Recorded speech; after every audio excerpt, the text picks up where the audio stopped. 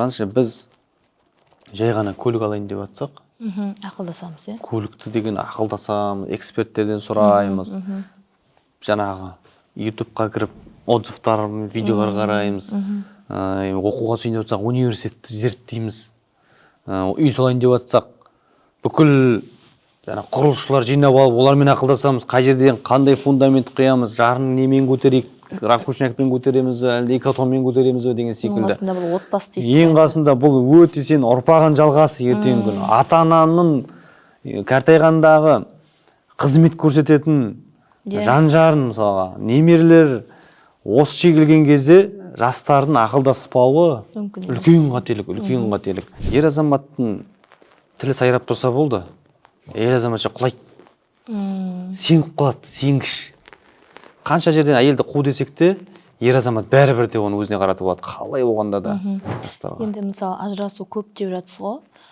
Сода мысалы неке курстары, жанұялық психология, сөйлесу мәдениеті қаншалықты маңызды соларға барса? Ол айтты, жас кезімде қателестім дейді. Енемен бірге тұрудан қаштым дейді.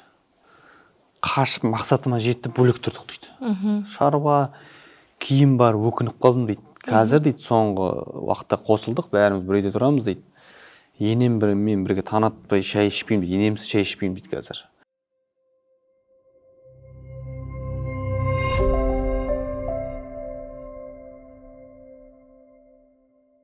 Қайырлы күн, құрметті көрермендер. Бүгінгі ашық әңгімемізді бастаймыз. Бүгінгі келіп отқан қонағымызбен таныс болыңыздар. Шымболатов Абай Мәлікұлы, Қобда аудандық Шәріп молда мешітінің бас имамы. Қош келдіңіз. Қош көрдік. Ендеше бірінші сұрағымызды бастайық. Негізгі ұғымнан бастасақ, неке неліктен аманат саналады? Жалпы Аллаға мадақ, пайғамбарға салауаттар болсын. Бисмилля. Жалпы неке дегеніміз бұл ердің және әйелдің өзара сөз байласуы, келісімі десек болады, ұсыныс беріп қабыл алуы, бірге өмір сүріп, бірге қуанып, қайғы болса бірге қиыншылықтан өтетіндей, бір сондай керемет құлшылықтың түрі бұл да негізінде шариғатымызда. Шариғатымызда некеге қатысты көптеген мәліметтер бар. Отбасы болу, үйлену, үбірлі-шүбірлі болу, бала тәрбиесі, әйелдің қақысы, ердің қақысы деген секілді өте көптеген некеге қатысты шариғи мәселелер өте көп. Сосын ислам діні кез келген нәрсені бейжай қалдырмайды. Соның ішінде мына неке мәселесін жалпы мұсылман баласына өте жоғары деңгейде түсіндіріп кеткен. Егжей-тегжейлі түсіндіріп кеткен. Қазіргі қоғамдағы өзекті мәселе себебі. Биыл Қазақстан мұсылмандар діни басқармасы осы 2025 жылды отбасы, ислам және отбасы құндылығы жылы деп бекітті. Осы тақырыптың төңірегінде біраз шаралар өткен биыл Қазақстан бойынша. Себебі, жаңа айтқандай, неке бұл қазіргі кездегі өте өзекті мәселе болып тұр. Себебі ажырасу өте көп. Өте көп, ажырасу өте көп. Ене мен келін айқайы, ерлі-зайыптылар бірін-бірін түсіне алмауы, бір мақсат бола алмау отбасындағы. Одан да басқа көптеген мәселелер бар. Сол үшін де біз неке қиғалы отқан жастарға некенің аманат екенін, жауапкершілігі өте үлкен екенін түсіндіреміз. Мешітке енді мұсылман баласы болғаннан кейін ең бірінші мешітке келеді, біздерге хабарласады. Имам мырза, некемізді қиып берсеңіз, үйленейін деп жатырмыз. Біздің Қазақстандағы ахуалға байланысты ең бірінші біз ЗАГСтың құжатын сұраймыз. Онда сыры өте көп. Себебі некенің жауапкершілігін сезіне алмай, шариғи некені қиып алып, одан кейін ойыншық қылып жүргендер де. Жалпы қазір барлық мешітте сөйтіп сұрай ма? Бүткіл мешітте Қазақстан мұсылмандар діни басқармасының талабы, тәртібі бойынша жаңағы заңды құжатын алып келу керек. Содан кейін барып біз қиып береміз.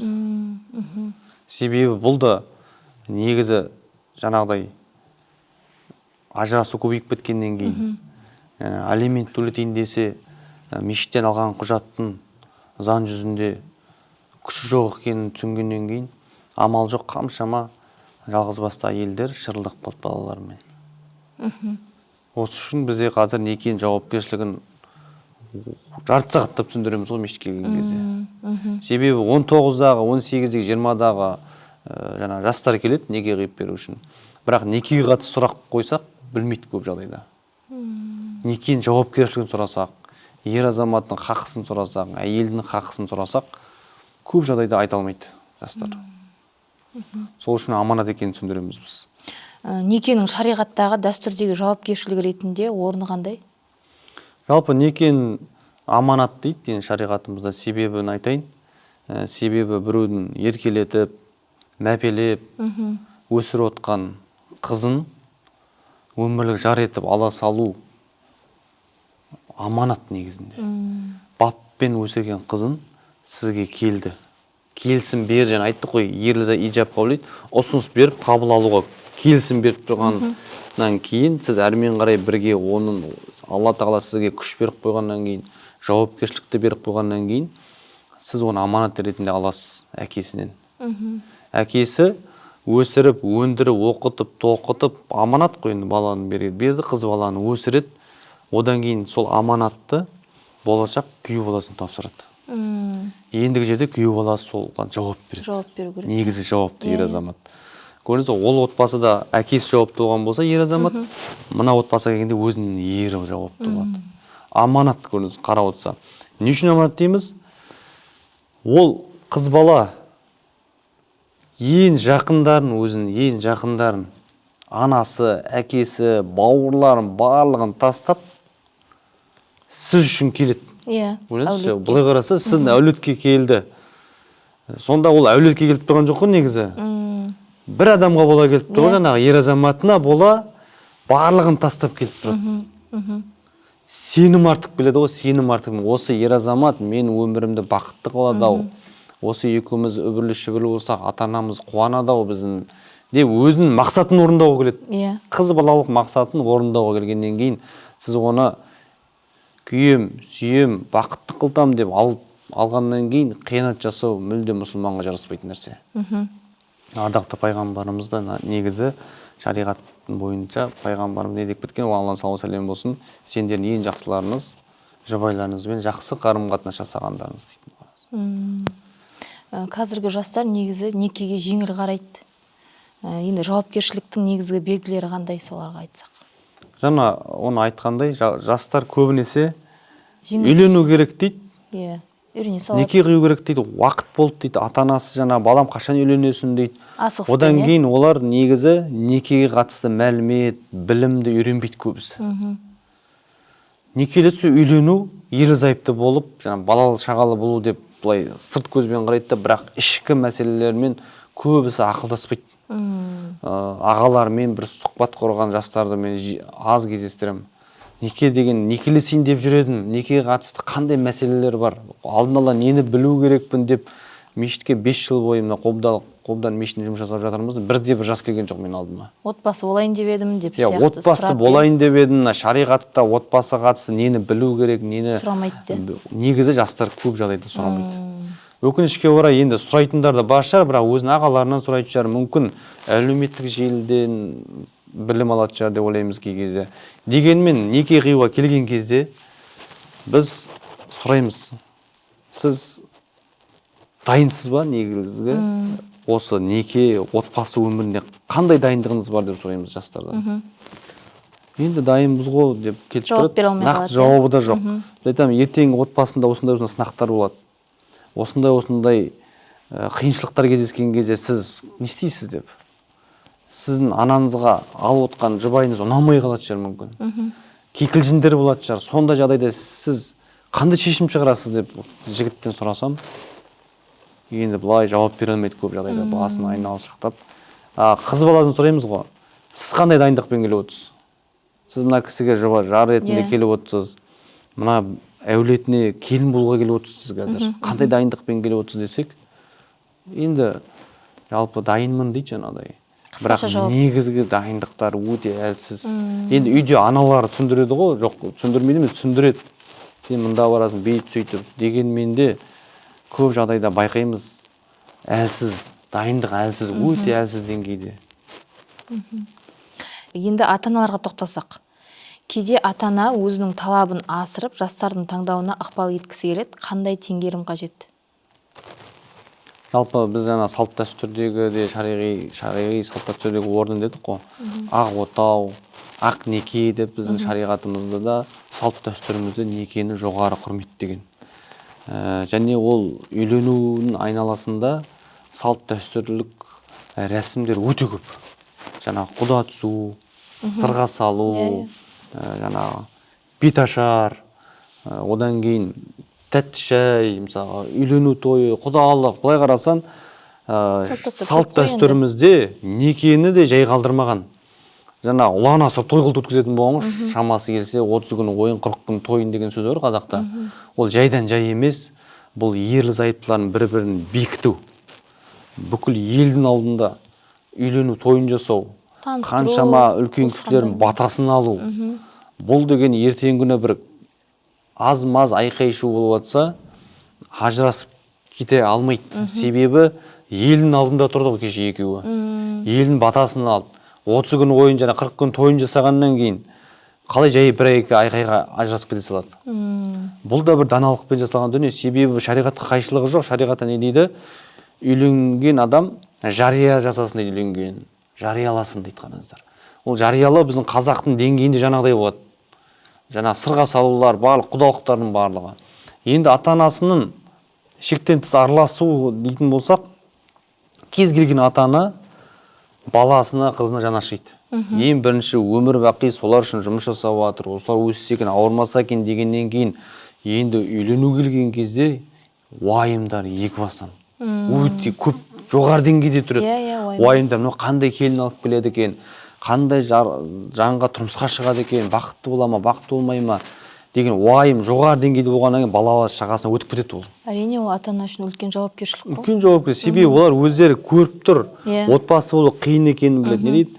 Үйлену оңай, үй болу қиын деген сөздердің астарларында өте терең мағыналар жатыр. Не дейді? Әр үйде ыдыс-аяқ сылдырламай тұрмайды дейді. Оны да ойланған үшін, ойлансаң шынымен де айқай-шусыз болмайды. Осы нәрсенің барлығы уайым болады да анасына, әкесіне, баласының өміріне араласа бастайды. Бір қызды алып келеді таныстыруға. Анасы ұнатпай қалуы мүмкін.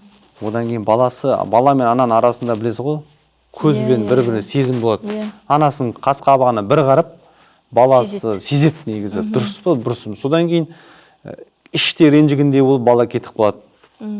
Жақсы үйленбей қойын дейді. Сосын қыз қайда ренжімей, анам ұнамай қалдым дейді. Көп кездеседі. Ондайлар көп қой. Одан кейін енді біздің салт дәстүрімізге үңілетін болсақ, бес құда деген болды ғой. Бес құда қазіргі таңда көп орындалмаса да, бірақ өзім бір отырыста бір ағамен кездестік. Сол кезде балам үйленейін деп отыр деді. Жақсы екен, құтты болсын деп, оң болсын деп едім. Сол бұрында біз бес құда болып құдаласып қойып едік деді. Соған балам үйленейін деп отыр. Мен қуанып кеттім, онда кездестірмей жүр. Сол маған қызық болды. Аға, жақсы тақырыптасың. Мен осы нәрсені кездестірмегелі көп болды. Сұрағым келіп жүрді. Осындай нәрсе бар ма бізде әлі жоқ па деп. Сонда Оралдан құдаласып қойғанбыз, достарымыз бар еді, соның қызына құда түстік дейді кезінде. Сөйте балам уже ер жетті дейді жаңағы. Үйленетін уақыт келгенде балам, сен келініміз дайын негізі. Кезінде сізді білесіз ғой. Бес құда болып құдаласып қойдық.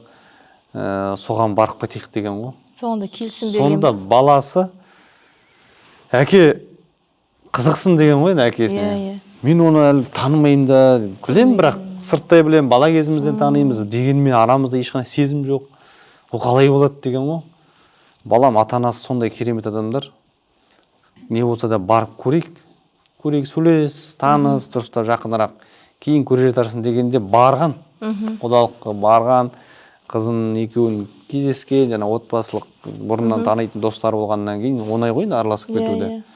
Кейін қызына не істегеннен кейін уақыт берейік деген ғой, ата-аналар ақылдасып, бір 5-6 айдай сөйлессін, тіл табысып көрсін деген. Сөйтіп 6 айдан кейін әкесіне айтады дейді баласы. Әке, жақсы келін таңдаған екенсің. Бұйырса үйленем деген екен қарады. Өте риза болдым ана әңгімесін тыңдап ағамыздың. Дұға жасап сол. Риза болып қалдым. Себебі қарап отырса, бес құда дегенде енді үлкен жаңағы бала шағасын, болашағын ойлаған адам жайдан жай бесік құда жасамайды ғой. Иә. Ол қарайды, анасына, қызына қарап, анасына қарап қызын ал, әкесіне қарап ұлын ал дейді ғой жаңағы. Сөйтіп анасын танып, анасы дұрыс, тәрбиелі, дұрыс отбасы болғаннан кейін ешқандай күмән жоқ, олардан сондай қыз шығатынына. Бұлар сөйтіп құда түседі, өздері дұрыс адам болғаннан кейін, қарасы қалай жарасып кетіп жатыр да балалар. Бұрында қазақтың жалпы салтында, дәстүрінде осы нәрсе орындалған негізі. Бесік құдамен жүретін болған. Сол кезде ажырасу өте аз болған. Қазір енді біз көшеде танысамыз, әріптес бар, таныс группалас дейміз, университетте бірге оқыған дейміз. Әйтеуір былай сырттай танысақ та ниет қылып, тәуекел қылып, көп жастар сөйтіп үйленіп отыр. Сөйтіп әңгімелер жараспай, ата-аналармен, құда-құдағайдың арасында айқай-шулар болып жатқандар өте көп қазір. Сондықтан да біздің өзіміздің салтымызға бұрылу керекпіз біріншіден. Сол салтымызды жүзеге асыру керек, бесік құда деген мәселені. Жайдан жай бесік құдаласпайды ғой. Адам бір-біріне қарайды, тең-теңімен, тезек қабымен дегендей, бір-бірін теңін қарайды. Осы үйге екі жақ риза болсақ, балаларымызда бір тіл табысып кетер деп, тәуекел деп бесік құдаласады. Осы нәрсені жүзеге асыру керек қазіргі кезде. Себебі ажырасу деңгейі өте жоғары деңгейде. Қазір статистика бойынша 600 мың жалғызбасты әйел бар екен. 600 мың жалғызбасты әйел. көбейіп жатыр екен. Енді ойлан, жалғызбасты әйел оны шамамен 1-2 баладан ғой, жоқ дегенде 1-2 баладан бар олардың қастарында жүрген. Енді одан ажырасқан ер азаматтарын есептеп қарай беріңіз. 600 мың үстінде ер азамат демек ажырасты деген сөз. Өте үлкен көрсеткіш бұл деген. Бұл қоғамға кері ықпалын беретін көрсеткіш. Енді осы нәрсеге біз қолымыздан келгенше, біздің Қазақстан мұсылмандар діни басқармасы мысалы бір жылдың ішінде жоқ деген 500-ден астам отбасын сақтап қалған екен. Ұстаз, имамдар алдына келеді, ажырасып қалды деңгеймен келеді. Көп жағдайда бізде ажырасайын деп жатырық деп келеді. Сонда біз қолымыздан келгенше сақтап қалудың жолына насихаттаймыз. Негізі ата-ананың батасы берекеге қалай әсер етеді? Ата-ананың рөлі өте жоғары. Себебі шариғатымызда баланың ата-анасына жасаған дұғасы дейді. Ата-ананың балаға жасаған дұғасы қабыл дейді, қараңыз. Ата-ананың разылығы деген нәрсе бар. Бізде жаңағы ерлі-зайыптылар келеді ғой үйленуге. Сонда біз қысқа нұсқа бір ғана қағидадан айтамын, негізі өз қарап алсын, былай айтамын, жігітке айтамын.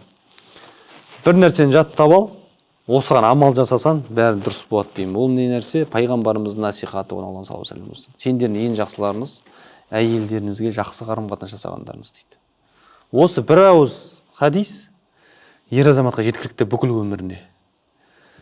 Пайғамбарымыз жайдан жай айтқан жоқ оны. Ол жерде мінез жақсы, жаман деп айтқан жоқ қой. Сендердің ең жақсы қайырлыларыңыз әйелдеріңізге, жұбайларыңызға жақсы қарым-қатынас жасағандарыңыз дегені, демек қандай жағдай болмасын, сіз жұмсақ қарым-қатынаста дұрыс қарым-қатынас құру керексіз әйеліңізбен.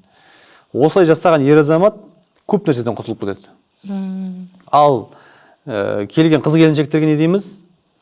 Бір ғана қағида: Алланың ризашылығы керек болса, ер азаматтың разылығын тап болды.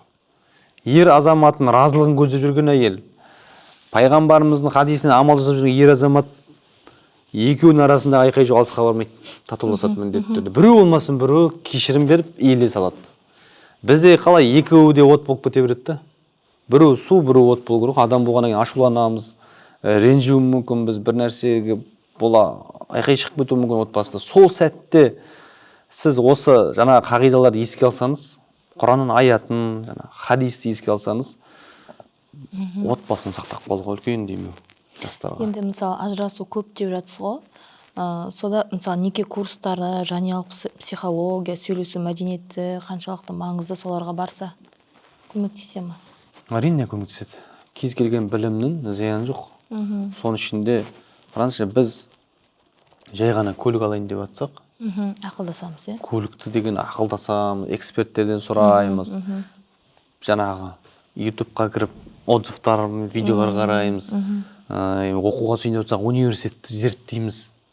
Үй салайын деп жатсақ, бүкіл құрылысшылар жинап алып, олармен ақылдасамыз. Қай жерден қандай фундамент құямыз, жарын немен көтерейік, ракушнякпен көтереміз бе, әлде экотонмен көтереміз бе деген секілді. Ең қасында бұл отбасы дейсіз. Ең қасында бұл өте сен ұрпағын жалғасы ертеңгі күні. Ата-ананың кәртайғандағы қызмет көрсететін жан-жарын мысалға, немерелер осы шегілген кезде жастардың ақылдаспауы үлкен қателік.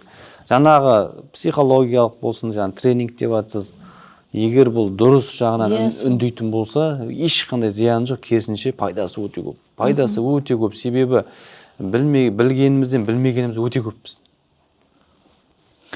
Ене мен келін, күйеу бала мен қайын жұрттың қарым-қатынасы қалай дұрыс қалыптасады?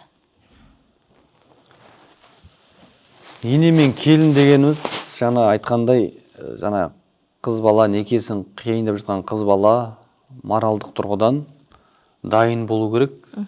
Ол әулеттің келіні болып баратқан, бір ғана адамның жары болып баратқан жоқ, ол бір әулеттің келіні болып бара жатыр.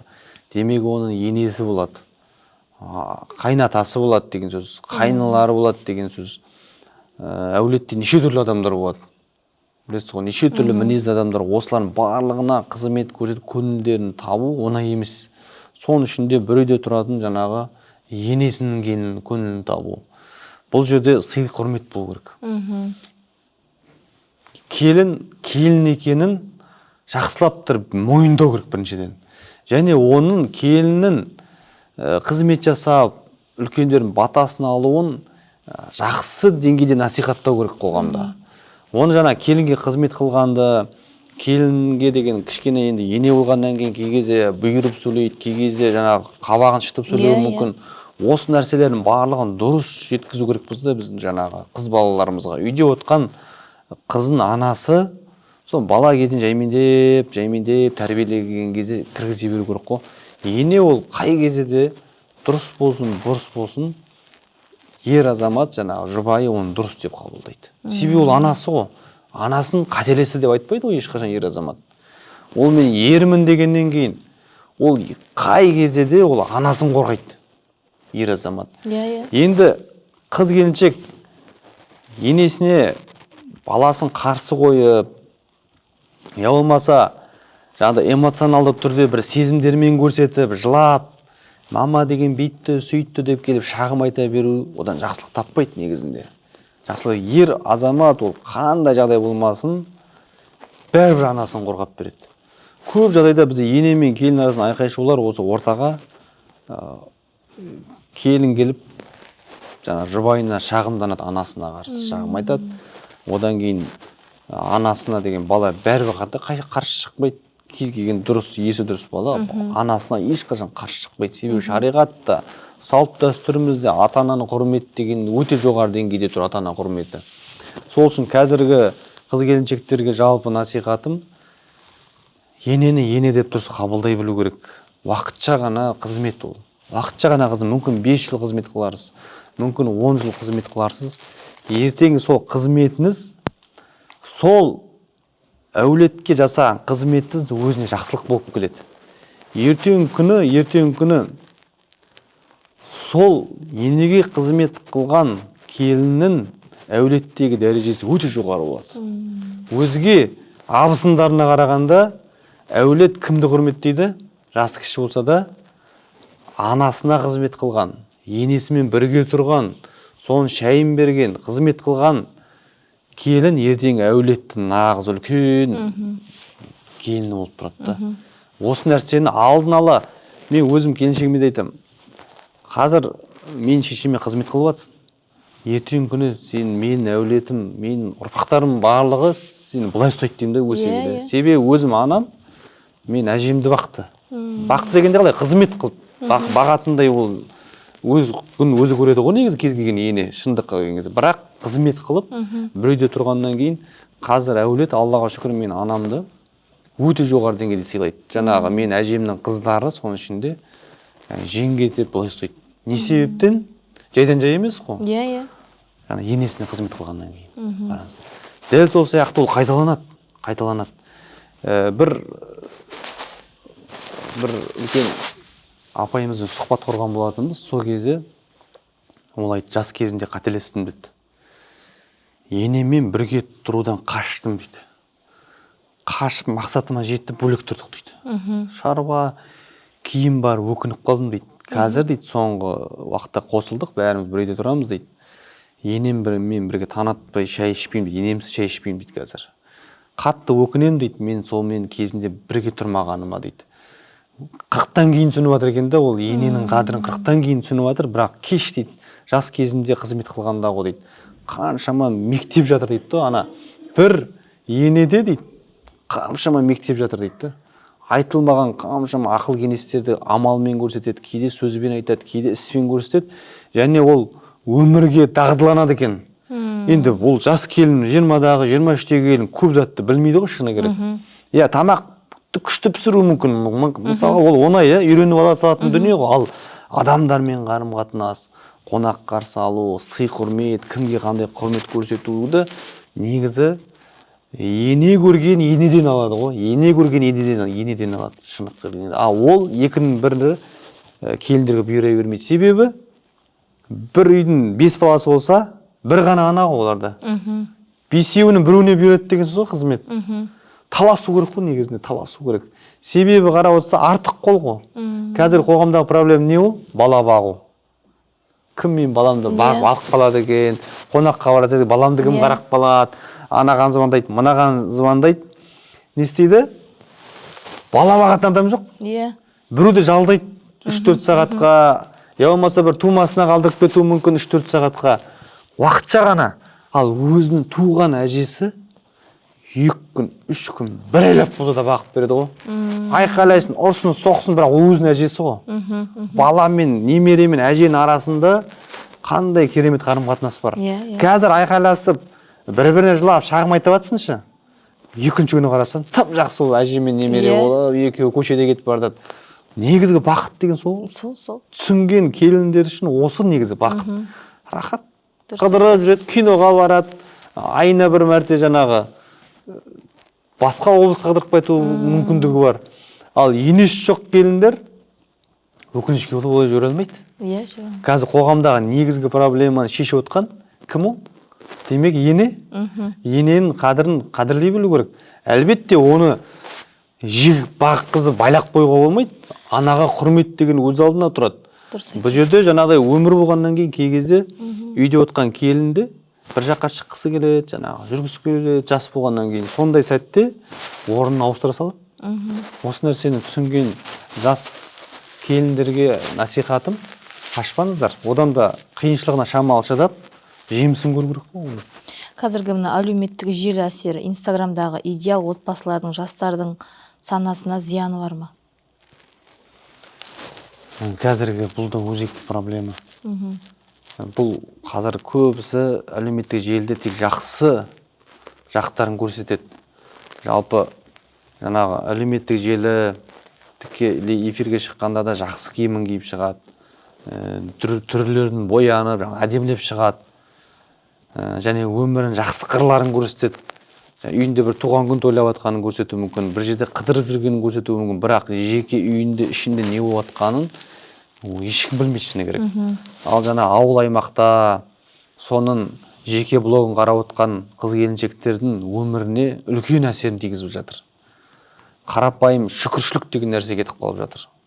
Осыны қарайды, Дубайға барып жатыр, біреуді қарайды, жаңағы шетелде қыдырып жүр, біреуді қарайды, жаңағы кинода жүрген.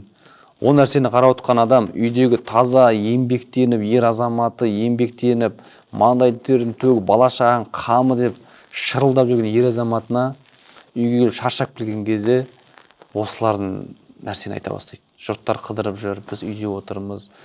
Жұрттар деген бүйтіп жатса, біз мал бағып, сиыр сауып отырмыз дейді. Негізі соның әсеріне ажырасу да көп алып келеді ғой. Өте көп ажырасулар болып жатыр. Өте көп. Себебі көз қызығушылық қой. Бұны ер азаматтар өзі сөзге жоқ қой негізі. Отбасылық өмірде көп жағдайда ер азаматтар сөзге сарам болады. Тек шаруамен, қара жұмыс айтып, Құдай ер азаматқа күш беріп қойған. Қара жұмысқа, шаруаға екемді ғой ер азамат. Ер азаматшылар нәзік болады, сезімтал болуы мүмкін. Сол үшін үйге шаршап келеді, бірақ ол ер азамат айта алмайды ғой оған. Сен сабыр ет кішкене, ол ертең ақ бізде болады, оның бәрі өткінші, жаңағы жалған нелерді көрсетеді көп жағдайда. жаңағы просмотр жинау керек, лайк жинау керек дейді қазіргі кезде. TikToктан ақша табу керек деген бар. Оның бәрі жайдан жай жасалып жатқан жоқ қой. Программамен жасалады кәдімгі. Құрастырылады ол деген, бір ай бойы дайындалады оның бәрі. Кино секілді ғой ол да. Оны деген жаңағы әйеліне жеткізе алмағаннан кейін әйел тұрады да неше түрлі нәрсені айтып, кикілжіңдер пайда болады отбасы. Содан не болады? Жаңағы ене мен келін бәрі араласады ғой енді. Отбасы болғаннан кейін бәрі көріп отырады, бір-бірін қас-қабағына қарайды. Адамбыз ғой енді дегенмен де. Сен мен еркекпін деп әйеліне келіп әлімжеттік жасамайсың ғой мысалға. Оны да қас-қабағына қарайсың. Күйеу әйелінің көңіл күйі жоқ, неге көңіл күйі жоқ? Киноға бармадық дейді. Мысалға сен киноны оны үйде де отырып қарауға болатынын білесің да, мысалға. Телевизорден жағдай жасап алып, сол киноны телевизорден де қарауға болады мысалға. Бірақ үйдегі көңіл күйден жаңағы сырт әлеуметтік желіден уланып қалып, үйдегі атмосфераны құртады. Сол үшін қазіргі әлеуметтік желідегі біреудің жеке өміріне қызығушылықтан қою керек ондай нәрсені. Әр адамның Алла тағала әділ ғой. Әр адамға нығметтерді беріп қойды. Біреу, альхамдулилля, Аллаға шүкір, балалары сау, аман есен, 5 баласы бар болуы мүмкін, ауылда тұрады, 5 баласы бар. Күнде қыдырмаса да, ана 5 бақытты көзі мөлдіреп тұрды алдында. Бақытты өмір сүріп жатыр екеуі. Осы әлеуметтік желіде бір уақытта махр темасы шықты ғой, білесіз, тренд болып. Неше түрлісін сұрап жатады. Сол мысалы өзіңіздің ойыңызша дұрыс па? Қымбат заттар, біреу үй сұрады, біреу машина сұрады. Сіздің мысалы қазір практикаңызды кездесті ма? Негізі махр мәселесін айтайын. Жаңа айтқандай, мен негізінде өзім қыз балаларға болысып сөйлеймін. Неке қиған кезде. Себебі қыз бала ол өзі әлсіз. Өзі ер азаматқа бойұсынғыш қой табиғатында. Ер азаматтың тілі сайрап тұрса болды, әйел азаматша құлайды. Сенгіп қалады, сенгіш.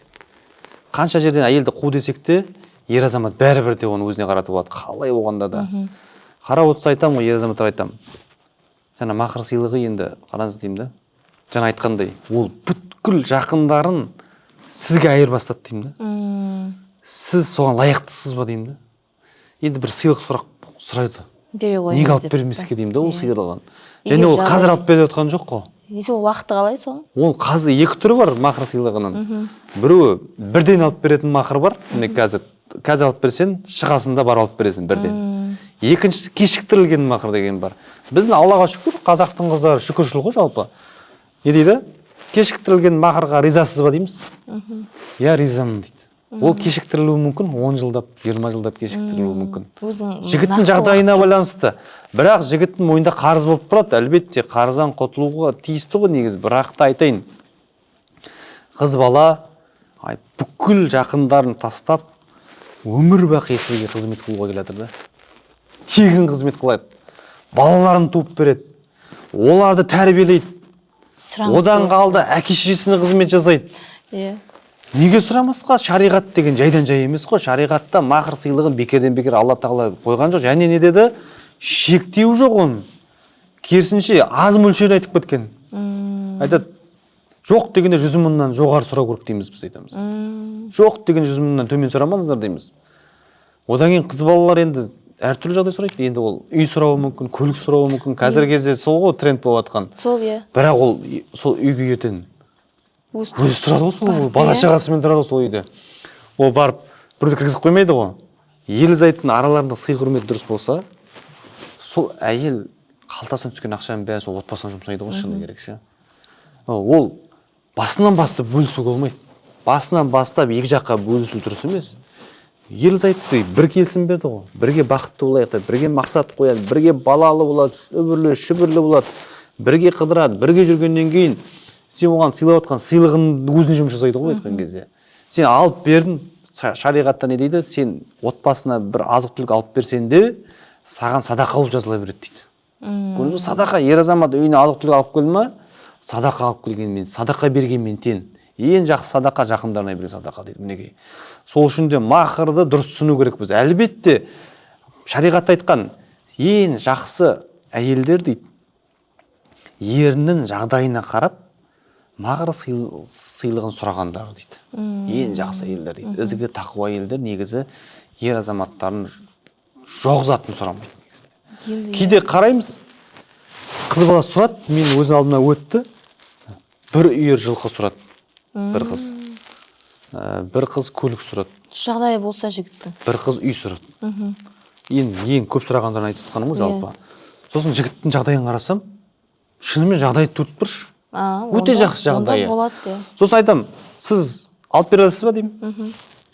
Қиналмай айтып тұр, алып бере аламын дейді. Ода тұрған не бар? Демек, егер сосын көп қыздарды көрін, қарапайым алтын алқа дей салады, набор дейді. Көпшілік қазақтың көп қыздар осыны сұрайды. Себебі жағдайын қарайшы, жігіттің шынымен де дәл соны тарталатын жағдайы бар. Сол үшін де ол нәрсені өзекті мәселеге айналдырмау керек. Отбасылық құндылығын сақтап қалу үшін бір Абайдың өлеңін оқып жіберейінші осы мәселеге. Бұл жалпы үйленем деп жүрген жастарға насихат болсын. Өте керемет шкала қойып кеткен ғой. Шариғатта да бар ол нәрсе. Бірақ Абайдың сөзі біздің қазақтың ұл-қыздарына өтімдірек болады, өтімдірек болады. Қараңыз, былай айтып кеткен. Абай, хакім Абай бейткен. Біреуді көркі бар деп жақсы көрме дейді. Лапылдақ көрсе қызар нәпсіге ерме. Әйел жақсы болмайды көркіменен, мінезіне көз жетпей, көңіл берме. Жасаулы деп, малды деп байдан алма, кедей қызы арзан деп құмарланба. Ары бар, ақылы бар, ұяты бар, ата-ананың қызынан ғапыл қалма дейді. Сондай арлы, текті, ұятты қыз алдына келіп тұрма, ол қыз үшін барлығын беру болады. Нем бар, соның барлығын беріп, соғыздан айырылып қалма мақсатында ертеңгі күні ол сенің бала-шағаңды дәл сондай өз секілді арлы да, ұятты, тәрбиелі қылып өсіріп шығаратын ана. Ана бір қолмен бесік тербетсе, бір қолмен әлем тербетеді. Әлемді тербететін аналар, мықты-мықты ғалымдар анасының арқасындағы ғалым болған. Мықты-мықтылар тұлғалардың көбісін анасы әсер еткен екен. Спортсмендердің қаншамасын анасының демеуімен, қолдауымен спортсмен болған, қараңыздар. Сол үшін де жалпы жастарға насихат, жаңа айтып тұр ғой, жарлы екен деп құмарланба дейді. Оған тен-тенімен, тезек қабымен дегендей қара көрік дұрыстап. Әйел алған кезде сұлулығын алданып қалады көп жағдайда. Қазір деген сұлулық деген өте қиын болып кетті ғой. Әп-әдемі қылтып, неше түрлі макияж жағып алады. Бет-бейнесі көрінбейді. Сіз жүзіңізді әдемілеп бояп алдыңыз ба, демек жан дүниеңізді де боялған деген сөз мен өзім солай оғам негізінде. Және өзім жұбайыма да айтамын. Негізі мен о баста қалай жүзімді көрдім, ешқандай бояусыз. Дәл солай жақсы көре берейінші. Өмірім соңына дейін солай жақсы көрейінші. Мен боянып, ол әдеміленбей ақ қойшы, маған сенің оригинал бейнен сол күйінде қалай берсін дейсің ғой. Соған бояудың өзі былай қараса көп ақша екен, былай қараса. 100 мыңда, 300 мыңда бояу ақша құртады екен қызы келіншектер. Бірақ ол кім үшін боянып жатыр? Егер сізді жан дүниеңізді жақсы көрсе жұбайыңыз, сіздің сұлулығыңыз уақытша. Ертең қартаясыз, ертең әжім түседі бетіңізге. Кейбір аналарды көремін ғой, 70-80-дегі. Өте сұлу ғой. 70-80-де әжім түссе де сұлу ғой ана әже деген. Жан дүниесімен сұлу, жүрегімен сұлудан ана ғой. Соны қараңызшы, неге олай болды ол? Ол жан дүниесінің сұлулығын әсемдеді. Мінезін туралады өмір бақи. Жаман әдеттерден арылды, жақсы қасиеттерді бойына сіңіргеннен кейін жасы ұлғайған сайын сұлу болып жатыр да ол. Сұлу болып жатыр да. Ер азаматтар да дәл солай. Дәл солай. Ер азамат өзінің ер азаматтық қабілетін өзіне қоса берсе, ер азаматтық сипаттарын күшейте берсе, ақсақал болған кезде абыз ақсақал болады. Ертеңгі жастарға үлгі өнеге көрсететін, бір даналық сөз айта алатындай, ғылым білімі бар, кішкене жан дүниесін даналықпен қарай алатындай. Аналарымыз да дәл солай ақылды, келінімен қалай қарым-қатынас жасау керек, келін психологиясын білетіндей. Ертең күні баласы қандай келін алып келгенін білмейді ғой. Сол үшін қыз келіншектер түрін сәндемей, мінезін әдемілей бастау керек, жан дүниесін байыта беру керек, кітап оқу керек, жақсы атты үйрену керек. Ертең күні ол өзіне келеді жақсылығын барлығы. Сол үшін қазір жастарға айтарым, Абай атамыз айтып кеткен ғой, сұлулығына қызығудың қажеті жоқ. Уақытша ғана сұлулық. Өте уақытша ол сұлулық. Өте дұрыс айтасыз. Енді осымызбен сұхбатымызды тәмамдасақ. Тамамдайық. Неке мәселесі жалпы өте ауқымды мәселе ғой. Қай жағынан кірмесен де ол Шегі айта жоқ шегі жоқ, енді, өте маңызды мәселелер өте көп. Сізге көптен көп рахмет біздің қонақ болып келгеніңізге. Құрметті көрермендер, біздің арнамызға тіркеліп лайк басуды ұмытпаңыздар. Жалпы сұрақтарыңыз болса, аудандық Шәріп молда мешітіне де келіп тұрсаңыздар болады. Сұрақтарыңыз болса қойайық, жастарға неке қимас бұрын алдын ала дайындалып, шариғатымыз айтқан арнайы кітаптар бар, неке кітаптары бар. Соны оқып барып тәуекелге бел буу керек.